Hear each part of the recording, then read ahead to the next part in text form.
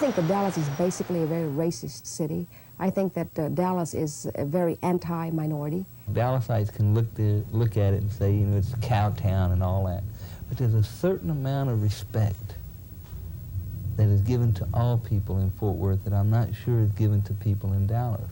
I'm frankly very proud of the establishment in Fort Worth because of their sensitivity toward Hispanic issues. Fort Worth, I have found, does have a wish and a philosophy to encompass the people within its boundaries and live with them.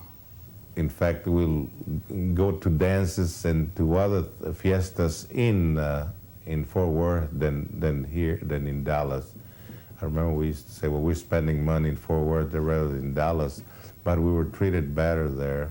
Fort Worth is a overgrown, you know, cow town, and I love it. I love it that way. I really don't want it to change that much. Fort Worth is more progressive than Dallas for several reasons. The main one being is that Fort Worth measures itself by quality of life. Dallas tends to measure itself by the height of its buildings.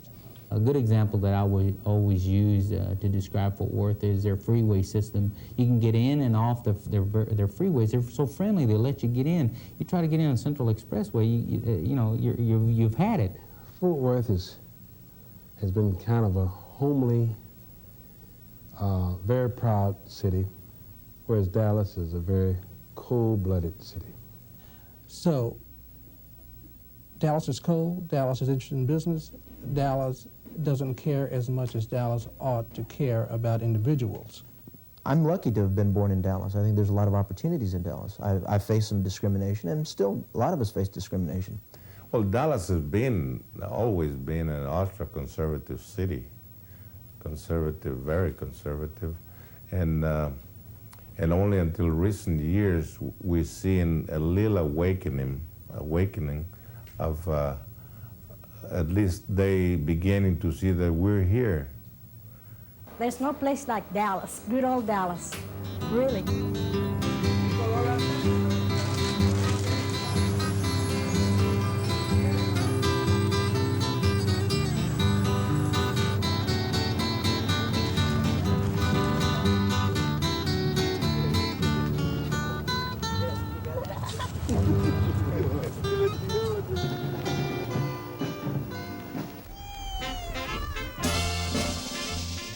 Texas was Mexico before it was ever Texas. There are 3 million Mexican Americans in Texas today and 500,000 in North Texas, as many Mexicanos as the entire population of the city of Fort Worth. Demographers say the Mexican American population here will more than double by 1990.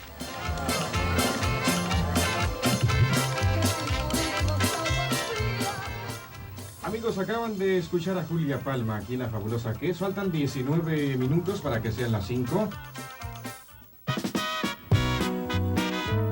These are the views of some Mexican Americans and some blacks and Anglos on the character of the two cities of Dallas and Fort Worth, a perspective that concerns itself with Mexicano identity and culture, old and new, and its prospects for survival in Dallas and Fort Worth.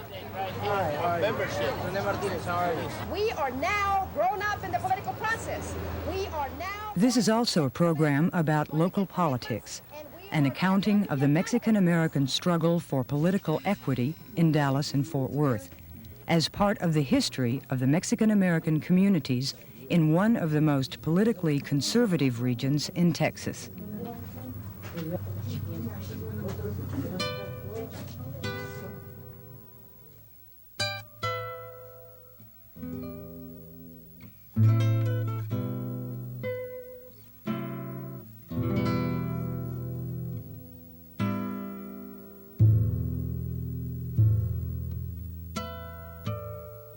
The awakening of people, not just the minority community, but the Anglo community, was a little late. The recognition that problems were festering and that people were suffering and that people were poor and oppressed and disfranchised came in the 70s versus the 60s and other parts of the country. Santos Rodriguez and what happened to that young boy was tragic. And, but it was the epitome of that suffering, of that hate in some sectors of the community towards other individuals. And it focused the attention of the total community to the problems that Dallas was facing in those days. And it so happened that it was 1973. But when a 12-year-old boy, handcuffed in the back of a police car, dies, it just enraged the community.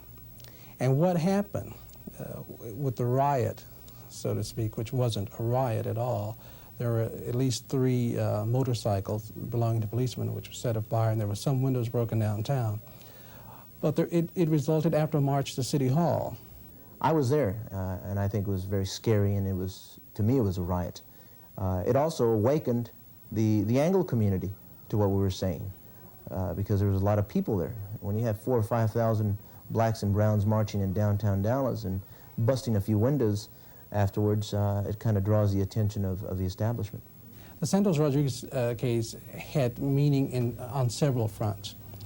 From a unifying force of the Mexican-American community, and I do mean community, not just Dallas, but Dallas and Fort Worth, and then those various segments of the Mexican-American community within the 2 cities. So it brought together a coalition, in a sense, of black people and brown people for one of the few times ever in this part of the state. And of course the police didn't make it any better, because they showed up in full riot regalia with those things that if they don't stop riots, they certainly cause them in many respects. We saw that happen, things that they had bought just for the civil rights movement. So what Santos Rodriguez did was to bring together all of the communities and then force the majority community and the minority community to talk for a little while. We have found out, you know, that most of the time that our institutions respond to us grudgingly, whether we get concessions or reforms or changes, they have done so if the petitioners confront them with a more serious or more severe confrontation. And we, by tradition, are gentle, persuasive people. But we have learned both mediums.